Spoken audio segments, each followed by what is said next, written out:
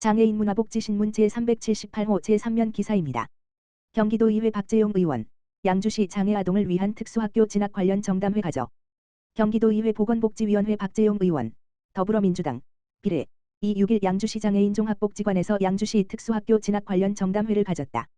이번 정담회는 3월 24일 양주시의회 이지연 의원이 주최한 특수학교 학부모와의 정담회에서 자녀의 특수학교 진학에 대한 불안감과 기대감을 토로한 학부모의 심경을 듣고 마련된 후속 조치의 일환이다. 정담회에서는 특수학교 입학 학생 수 대비 학교 학급 수 부족 문제, 특수학급 지원 교사 부족 문제, 경계성 장애 학생에 대한 교육 정책, 비장애 형제 학생의 일반 학교 입학 문제 등이 다루어졌다. 정담회에 참석한 학부모 측은 몸이 불편하고 의사소통이 어려운 장애아동은 학교에 입학하기 위해 더 많은 준비가 필요한데 그 부담을 대부분 부모가 감당해야 하고 장애아동들이 학습권을 보장받지 못하는 실정이라며 비장애인 아이들과 같은 학습권 보장을 위한 정책 마련을 통해 아이들이 사회에 자립할 수 있도록 힘써달라고 촉구했다. 이에 박재용 의원은 현장의 목소리를 들을 수 있는 오늘과 같은 자리를 늦게 마련해 죄송스럽다며 장애인 당사자로서 그리고 학부모로서 누구보다 특수학교 학부모님들의 마음에 공감한다고 밝혔다. 박 의원은 근본적으로는 보건복지부와 교육부가 협력체계를 구축해 열악한 환경 개선에 나서야 한다면서 경기도의원으로서 장애아동을 위한 특수학교 설립과 학습권 보장을 위해 경기도의회, 경기도교육청, 양주시와 협력하여 정책 발굴과 예산 확보에 힘쓰겠다고 말했다.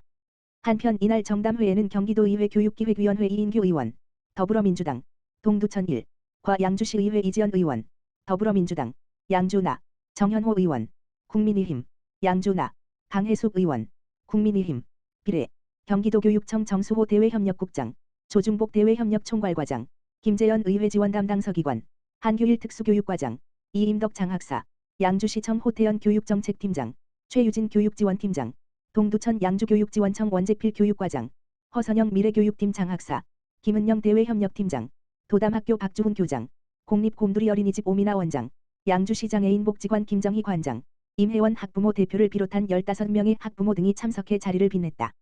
고양특례시 환경관리원 정재원, 국제장애인 기능올림픽서 동메달 획득. 고양특례시, 시장 이동환, 소속 정재원, 환경관리원 청각장애, 실무원이 제10회 국제장애인 기능올림픽 대회 도자기 직종에 참가해 값진 동메달을 획득했다. 고양시는 지난 10일 본청 열린 시장실에서 정재원 실무원의 공로패를 전달했다. 이번 수여식은 국제대회에 출전하여 메달을 획득해 시 위상을 높인 정재원 실무원의 공로를 되새기기 위해 마련됐다. 정재원 실무원은 동메달에 그치지 않고 꾸준히 노력하겠다며 소감을 밝혔다. 이동환 시장은 정재원 실무원의 강인한 의지와 뜨거운 열정으로 이뤄낸 쾌거는 시민들께도 큰 희망으로 다가올 것이며 앞으로의 아름다운 도전 또한 응원하겠다고 격려했다.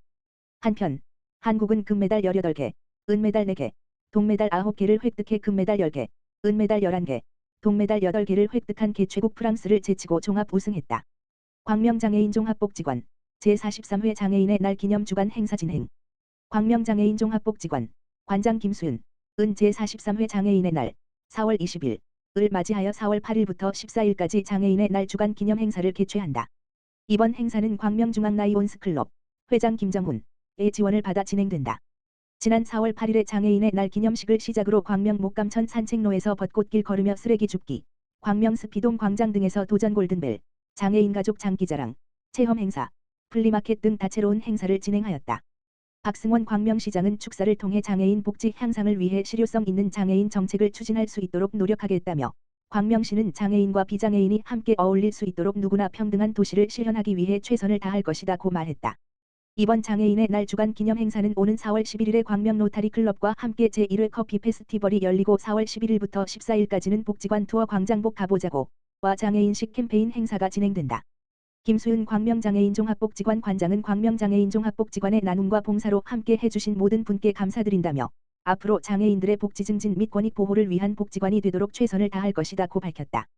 광명장애인 종합복지관은 2000년 개관하여 다양한 프로그램과 지원을 아끼지 않았으며 특화 사업을 통해 장애인들과 함께 소통하고 교감하는 장애인 종합복지관으로의 역할을 톡톡히 해나가고 있다. 유호준 경기도의원, 경기도 발달장애인 긴급돌봄 시범사업 공공이 운영해야. 경기도의회 유호준 의원, 더민주, 남양주 6이 지난 4일 이 입장문을 통해 현재 기존 장애인 거주시설에 참여가 가능하도록 되어 있는 경기도의 발달장애인 긴급돌봄 시범사업 수행기관 공모의 우려를 표하고 경기도사 회서비스원, 원장 안혜영 등 공공부문의 시범사업 운영 필요성을 강조했다.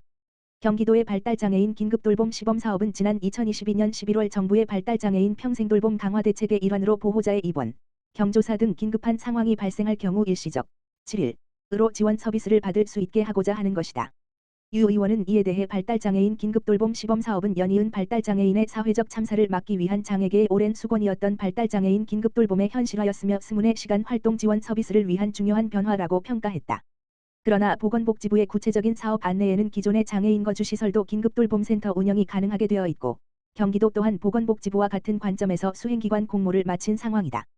이에 대해 유 의원은 이러한 공모가 김동연 지사가 후보 시절 제시한 장애인 소득과 일자리의 안정적 지원, 장애 유형별 맞춤형 서비스 제공, 장애인 이동권 주거권 강화를 통한 지역사회 자립 환경 구축, 발달장애인 스문의 시간 지원 체계 기반 조성, 장애 포용적 도정 실현 5대 장애인 정책과 역행하는 행정이라며 유감을 나타내고 지역사회 기반의 돌봄 서비스나 인프라 확충이 아니라 기존 장애인 수용시설의 기능을 강화하는 방향의 사업은 운장애인 권리협약의 장애인 권리 보장의 방향과 경기도 장애인 탈시설 자립생활 권리선언문의 내용과도 정면으로 충돌하고 있다라며 역행하는 경기도의 탈시설 자립생활 정책을 지적했다.